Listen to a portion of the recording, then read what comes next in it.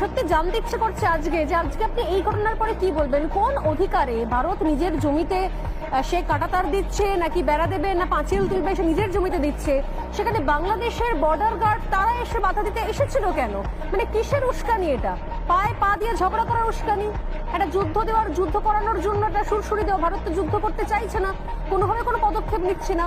এটা কি ধরনের ব্যবহার হলো? এটা কি ধরনের পদক্ষেপ? কি বলবেন আপনি এটাকে? নমস্কার, আমি গর্বিত যে আমার বাংলাদেশে জন্ম হয়েছে এবং বাংলাদেশের বর্ডার গার্ড নিয়ে আমি সম্পূর্ণভাবে গর্বিত এবং আমি এই দেশকে ভালোবাসি।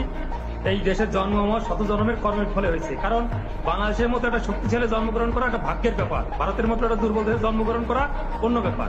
বিমলদা যে বললেন যে আমাদের যে বর্ডার গার্ডে যেটা করছেন আপনি যেটা বললেন, এখানে সীমান্তে নো ম্যানস ল্যান্ড এবং 0 পয়েন্টের একটা ডিস্টেন্স থাকে, তারপর তার নিজস্ব জমি আছে। সেই নো ম্যানস ল্যান্ডে 0 পয়েন্টে আপনারা বেড়া দিতে পারবেন না। 2 তারিখ যখন বেড়া শুরু করেন তখন আমাদের বর্ডার গার্ডের মানে আপত্তিতে আপনারা যে বেড়া বন্ধ করছেন তখন ছিল 0 পয়েন্টে। আপনারা আজকে বেড়া শুরু করছেন, দীর্ঘতে কাজ চলছে, কিন্তু সেটা 0 পয়েন্ট থেকে আপনাদের সীমানায় করছেন।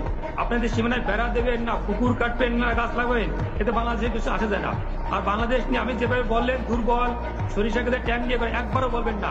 আপনার বয়স কত আমি জানি না, আপনি 2001 সালে আপনার বয়স কত ছিল? 2001 সালে আপনারা উস্কানি দিয়েছিলেন সীমান্তে। সেখানে পালুয়ায় 16 থেকে 19 এপ্রিল এই 4 দিন যে গন্ডগোল করছিলেন, সেখানে আপনাদের 18 জন বিএসএফ মারা গেছে, আমাদের মারা গেছিল মাত্র 3 জন। আপনাদের 2 জন বন্দী হয়েছে, আমাদের 1 জনের বন্দী হয় নাই। আপনাদের 2 জন আহত হয়েছে, আমাদের মাত্র 5 জন আহত হয়েছিল। মনে পড়ে না? লজ্জা করে না আপনাদের? বাংলাদেশ নিয়ে তাচ্ছিল্য করেন।